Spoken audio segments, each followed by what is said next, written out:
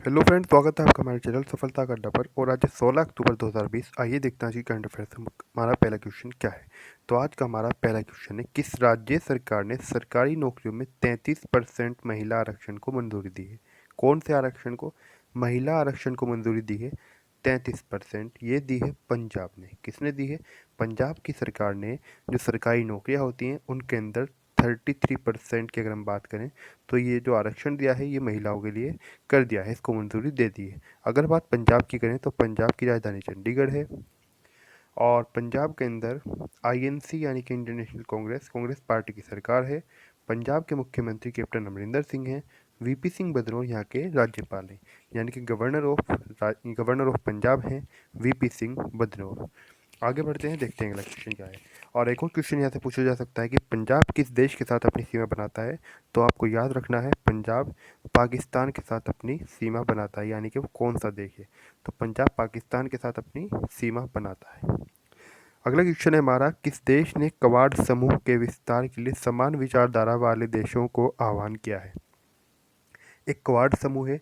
ये जो क्वाड समूह जो है इसके अंदर चीन के जो विरुद्ध हैं, यानी कि अगर हम कहें कि एक तरह से आप समझ लीजिए जैसा कि भारत हो गया, अमेरिका हो गया, इस तरह के जो देश हैं वो इसका हिस्सा है। उनका एक ग्रुप है जिसको क्वाड समूह कहा जाता है। भारत और अमेरिका के अलावा इसके अंदर और देश भी शामिल हैं। आपसे क्वेश्चन में ये भी पूछा जा सकता है कि क्वाड समूह क्या है या फिर क्वाड समूह किसे कहा जाता है। तो यही क्वाड समूह है जो भी चीन की विचारधारा के विरोधी हैं, यानी कि चीन की जो विचारधारा है पूरी दुनिया पर कब्जा करने की, वो अपने आसपास के जो देश हैं उन पर कब्जा करता रहता है। तो उसकी जो विचारधारा है और जो उसकी नीतियां हैं उनके जो विरुद्ध है। ऐसी बात नहीं है कि अमेरिका के लोग भी चीन आते जाते हैं, जैसे कि भारत के लोग भी चीन से आ भी जा सकते हैं, जा भी सकते हैं, और चीन के लोग भी यहाँ आते जाते हैं। इनकी एम्बेसी वगैरह भी एक दूसरे देश में मौजूद है, लेकिन फिर ये चीन से इनकी पूरी तरीके से सहमति नहीं है। तो इसलिए चीन के जो विरुद्ध है ये क्वाड समूह बन रहा है चीन के विरुद्ध। तो चीन के क्वाड समूह के विस्तार के लिए समान विचारधारा है, पर समान विचारधारा से आशय है यानी कि जिन लोगों की समान विचारधारा है, यानी कि जिनकी विचारधारा भारत की जैसी है या फिर अमेरिका की जैसी है, जो चीन के साथ नहीं जाना चाहते।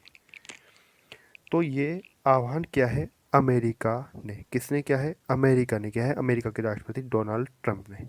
अमेरिका की आपसे बात करें तो अमेरिका की जो राजधानी है, अमेरिका की राजधानी वाशिंगटन डीसी है। और अमेरिका के राष्ट्रपति हैं डोनाल्ड ट्रंप। आगे बढ़ते हैं, देखते हैं अगला क्वेश्चन क्या है। अगला क्वेश्चन है हमारा, विश्व मानक दिवस कब मनाया जाता है। तो विश्व मानक दिवस ये दिवस मनाया जाता है 14 अक्टूबर को। कब मनाया जाता है? 14 अक्टूबर को प्रत्येक वर्ष विश्व मानक दिवस मनाया जाता है। अगला क्वेश्चन है हमारा, विश्व छात्र दिवस यानी कि वर्ल्ड स्टूडेंट दिवस, यानी कि वर्ल्ड स्टूडेंट डे, विश्व छात्र दिवस ये मनाया जाता है 15 अक्टूबर को। अब 15 अक्टूबर को ही विश्व छात्र दिवस क्यों मनाया जाता है, इसका क्या कारण है और इसकी शुरुआत कब से हुई? तो यहाँ पर नीचे लिखा हुआ भी, आप यहाँ पर नीचे पढ़ भी सकते हैं। इसकी शुरुआत 2010 में संयुक्त राष्ट्र संघ के द्वारा missile man doctor APJ Abdul Kalam के जन्म दिवस पर की गई थी। आपको एक बात का और यहाँ से पता चल जाएगा, 15 अक्टूबर को मिसाइल मैन जो थे डॉक्टर एपीजे अब्दुल कलाम, आप में से बहुत सारे लोग इनके फ़ैन होंगे। और बहुत सारे विद्वान भी इनसे प्रेरणा लेते हैं, क्योंकि डॉक्टर एपीजे अब्दुल कलाम थे ही ऐसे व्यक्ति, ये भारत के पूर्व राष्ट्रपति भी रह चुके हैं। और इन्होंने, इनको मिसाइल मैन भी कहा जाता है। और इन्होंने कितना काम किया है ये सब भी आप जानते हैं, कितना इनका विशेष योगदान है। तो 2010 में इसकी शुरुआत की गई थी, किसकी? विश्व छात्र दिवस को मनाने की शुरुआत की गई थी 2010 में। किसने की थी? जिसको मनाने की शुरुआत की थी संयुक्त राष्ट्र संघ ने, यानी कि यूएनओ ने, यानी कि यूनाइटेड नेशंस ऑर्गेनाइजेशन ने। अगर आप यूएनओ के बारे में, यूनाइटेड नेशंस ऑर्गेनाइजेशन के बारे में विस्तार से जानना चाहते हैं, इसकी क्लास आप लेना चाहते हैं, तो हमारे चैनल पर अलग से मौजूद है, इसकी क्लास आप वहाँ पर जाकर ले सकते हैं। उसमें इसको विस्तार से पढ़ाया गया है। इससे संबंधित जो जो क्वेश्चन परीक्षाओं के अंदर पूछे जाते हैं वो सब वहाँ पर बताया गया है। अगला क्वेश्चन है हमारा, संयुक्त राष्ट्र की तरफ से ताज़ा एक रिपोर्ट के अनुसार जलवायु आपदाओं से सबसे ज़्यादा प्रभावित होने वाले देशों में भारत किस स्थान पर है? किसके अनुसार? अभी संयुक्त राष्ट्र संघ, मैंने अभी आपको यूएनओ के बारे में बताया है, तो संयुक्त राष्ट्र संघ की तरफ से एक रिपोर्ट जारी की गई है, उसके अनुसार जलवायु आपदाओं से सबसे ज़्यादा प्रभावित जो देश हुए हैं उनमें से भारत किस स्थान पर है। तो भारत है उन देशों में से जो सबसे ज़्यादा प्रभावित होने वाले देश है। भारत उनमें तीसरे स्थान पर है। कौन से स्थान पर? तीसरे स्थान पर। और ये रिपोर्ट किसके द्वारा जारी की गई है? संयुक्त राष्ट्र के द्वारा। तो संयुक्त राष्ट्र संघ की अगर हम बात करें, यूनाइटेड नेशंस ऑर्गेनाइजेशन की, यानी कि यूएनओ की अगर हम आपसे बात करें तो यूएनओ जो है इसकी स्थापना 24 अक्टूबर 1945 को हुई थी और इसका मुख्यालय न्यूयॉर्क में है। न्यूयॉर्क में इसका मुख्यालय मैनहट्टन द्वीप पर है। वो जो मैंने आपको अभी क्लास के बारे में बताया गया उसके अंदर ये सारी बातें बताई गई हैं। कौन कौन सी इसकी आधिकारिक भाषाएं हैं, कब कौन इसका महासचिव रहा है, भारत से कौन इसका कब महासचिव रहा है और वर्तमान में कौन महासचिव, इस तरह की सभी तथ्य इसको बनाने की आवश्यकता के ऊपर सारी चीज़ें इसके अंदर बताई गई हैं। अगला क्वेश्चन है हमारा, किस देश ने कोविड-19 की दूसरी वैक्सीन को शुरुआती ट्रायल के बाद मंजूरी दे दी है? तो कोविड-19 की दूसरी वैक्सीन को शुरुआती ट्रायल के बाद मंजूरी दे दी है रूस ने, यानी कि रशिया ने। अगर आपसे बात रशिया की करें यानी कि रूस की, इसकी राजधानी है मॉस्को और यहाँ के जो राष्ट्रपति हैं वो हैं व्लादिमीर पुतिन। कौन है? व्लादिमीर पुतिन राष्ट्रपति हैं रूस के। अगला क्वेश्चन है हमारा, केंद्र सरकार ने किसान रेल के माध्यम से अधिसूचित फलों एवं सब्जियों की ढुलाई पर कितने % सब्सिडी देने का आदेश जारी किया है? अभी लगभग कुछ समय पहले, कुछ माह पहले एक केंद्र सरकार के द्वारा एक रेल का संचालन किया गया था भारतीय रेलवे के द्वारा, किसान रेल का। ये रेल किसानों के लिए यानी कि किसानों को जो सामान है, तो किसान रेल के माध्यम से अधिसूचित फलों और सब्जियों की ढुलाई पर 50% सब्सिडी देने का आदेश जारी किया है। ये आदेश जारी किया है किसने? केंद्र सरकार ने। कितने %? 50% सब्सिडी देने का। अगला क्वेश्चन है हमारा, विश्व बैंक की सहायता से प्राप्त परियोजना स्टार्स को मंजूरी किसने दी है?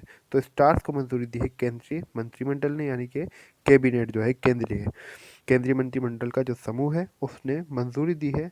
विश्व बैंक की सहायता से प्राप्त परियोजना है स्टार्स, इसका नाम है। अब विश्व बैंक यानी कि वर्ल्ड बैंक की यहाँ पर बात हो रही है। अगर आपसे विश्व बैंक की बात करें, विश्व बैंक की स्थापना हुई थी जुलाई 1944 में और इसका मुख्यालय वाशिंगटन डीसी में है। कहाँ है? वाशिंगटन डीसी में इसका मुख्यालय है। और इसकी जो स्थापना हुई थी द वर्ल्ड बैंक की 1944 में जुलाई में हुई थी। अगला क्वेश्चन है हमारा, Sujal drink from tape mission योजना का उद्घाटन किसने किया है? तो Sujal drink from tape mission योजना का शुभारंभ किया है ओडिशा ने। किसने? ओडिशा ने। ओडिशा के सीएम ने किया है। अब अगर हम इस योजना की बात करें तो इस योजना का उद्घाटन, जैसा कि मैंने आपको भी बताया है, ओडिशा के सीएम नवीन पटनायक ने किया है। ओडिशा की बात करें तो राजधानी यहाँ की भुवनेश्वर है और यहाँ के मुख्यमंत्री नवीन पटनायक हैं ओडिशा के। ओडिशा के अगर हम राज्यपाल की आपसे बात करें कि ओडिशा के राज्यपाल कौन है, तो यहाँ के राज्यपाल गणेशी लाल हैं। कौन है? गणेशी लाल। और सीएम है यहाँ के चीफ मिनिस्टर नवीन पटनायक। अगला क्वेश्चन है हमारा, किस डाकघर ने माई स्टैम्प सुविधा शुरू की है? तो माई स्टैम्प सुविधा शुरू की है मेरठ डाकघर ने। किसने? मेरठ डाकघर ने माई स्टैम्प सुविधा शुरू की है, जो मेरठ का मेरठ कैंट डाकघर है। कौन सा? मेरठ का मेरठ कैंट। तो मेरठ कैंट जो डाकघर है उसके द्वारा ये शुरू की गई है सुविधा माई स्टैम्प। अब मेरठ जो है कहाँ पर है? आप सभी को मेरठ के बारे में पता होगा, प्रसिद्ध शहर है। लेकिन मेरठ है कहाँ पर? मेरठ है दिल्ली एनसीआर का भी हिस्सा है और ये पश्चिमी उत्तर प्रदेश के अंदर पड़ता है, यानी कि उत्तर प्रदेश के अंदर आता है मेरठ। अब उत्तर प्रदेश के अंदर आता है मेरठ, उत्तर प्रदेश का प्रमुख शहर है, मंडल भी है अपने आप में, एक जिला भी है। और एक तरह से पश्चिम उत्तर प्रदेश जो है, वेस्टर्न यूपी जो है, इसकी राजधानी भी मानी जाती है मेरठ। तो उत्तर प्रदेश की अगर हम आपसे बात करें, उत्तर प्रदेश की कैपिटल है कैपिटल ऑफ यूपी, यानी कि लखनऊ है यहाँ की राजधानी। लखनऊ से 2 या 3 क्वेश्चन परीक्षाओं के अंदर पूछ ली जाते हैं। अगर एक क्वेश्चन की बात करें, पहला क्वेश्चन ये पूछा जाता है कि नवाबों का शहर किसे कहा जाता है? तो नवाबों का शहर कहा जाता है लखनऊ को। किसे कहा जाता है? लखनऊ को कहा जाता है। एक और इसमें क्वेश्चन यहाँ से पूछा जाता है कि लखनऊ कौन सी नदी के किनारे स्थित है? तो आपको याद रखना है लखनऊ गोमती नदी के किनारे स्थित है। कौन सी नदी के? उसके अंदर आपको विकल्प दे दी जाते हैं, यमुना नदी, गंगा नदी, इस प्रकार से आपको याद रखना है। तो गोमती नदी के किनारे स्थित है लखनऊ। एक और आपको एक बात यहाँ से नोट करनी है, याद रखनी है, जो उत्तर प्रदेश का हाई कोर्ट है, यानी कि जो यहाँ की न्यायिक, जो यहाँ का हाई कोर्ट, जो न्यायिक राजधानी वो तो इलाहाबाद है। यहाँ की जो हाई कोर्ट है इलाहाबाद के अंदर है, जो वर्तमान का प्रयागराज बन चुका है, यानी कि नाम परिवर्तन हो चुका है। लेकिन जो उसकी खंडपीठ है, जो उसकी शाखा है इलाहाबाद हाई कोर्ट की, वो लखनऊ के अंदर ही है। अगर हम बात उत्तर प्रदेश के सीएम के बारे में करें तो यहाँ पर बीजेपी की, यानी कि भारतीय जनता पार्टी की सरकार है उत्तर प्रदेश के अंदर और यहाँ के मुख्यमंत्री योगी आदित्यनाथ हैं। राज्यपाल की अगर हम बात करें तो राज्यपाल यहाँ की आनंदीबेन पटेल हैं। अब आनंदीबेन पटेल से कुछ स्टूडेंट क्वेश्चन पूछते हैं फिर कि सर एमपी और यूपी दो राज्यों की राज्यपाल आनंदीबेन पटेल एक साथ कैसे हो सकती हैं, क्योंकि एमपी का क्वेश्चन आता है तो भी राज्यपाल का नाम आनंदीबेन पटेल आता है, यूपी की बात आती है तो आनंदीबेन पटेल आता है। ऐसा ही क्वेश्चन आता है महाराष्ट्र के अंदर, जब फिर गोवा से क्वेश्चन आता है कि जब राज्यपाल की बात आती है तो राज्यपाल है वहाँ के भगत सिंह कोश्यारी। भगत सिंह कोश्यारी गोवा के भी राज्यपाल हैं और महाराष्ट्र राज्य के भी राज्यपाल हैं। अब एक व्यक्ति दो राज्यों का राज्यपाल कैसे बन सकता है, इसका इसके बारे में आपको प्रतिदिन तो यहाँ पर नहीं बताया जा सकता, क्योंकि कोई छोटी सी बात नहीं कि आपको 2 लाइनों में ख़त्म कर दी। इसके अंदर आपको फिर सभी कुछ बताना पड़ता है, तो प्रतिदिन विस्तार से यहाँ पर करंट अफेयर्स के अंदर बताना इतना उचित नहीं है। इसके लिए आपकी मांग पर एक क्लास ली गई है अलग से, जिसके अंदर आपको बताया गया है।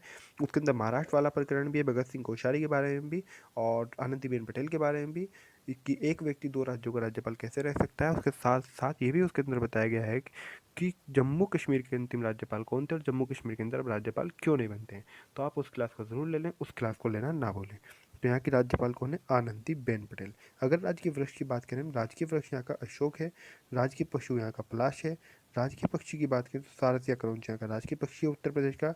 और राजकीय पशु की अगर हम बात करें तो राजकीय पशु यहाँ का बारहसिंगा है। क्या है, बारहसिंगा यहाँ का राजकीय पशु है। कहाँ का राजकीय पशु है बारहसिंगा, तो राजकीय पशु है बारहसिंगा उत्तर प्रदेश का, क्योंकि उत्तर प्रदेश की यहाँ पर बात चल रही है। आज की जो हमारी करंट अफेयर्स वहीं पर समाप्त होती है। आपको वीडियो कैसा लगा प्लीज़ कमेंट करके जरूर बताएं, और वीडियो अच्छा लगा तो लाइक भी करें, वीडियो को शेयर भी करें, और अभी तक आपने हमारे चैनल सफलता का अड्डा सब्सक्राइब नहीं किया तो प्लीज़ ज़रूर सब्सक्राइब कर दें। सब्सक्राइब करते समय बेल आइकन को प्रेस करना ना भूलें। जब आप बेल आइकन को प्रेस करें तो उससे आपका क्या लाभ होगा, आपको सारी नोटिफिकेशन जो भी होगी, जो भी हमारी क्लास आएगी उसकी नोटिफिकेशन सबसे पहले आपको मिल जाएगी। इसलिए पूरी तरीके से सब्सक्राइब करें, यानी कि बेल आइकन को प्रेस करना ना भूलें।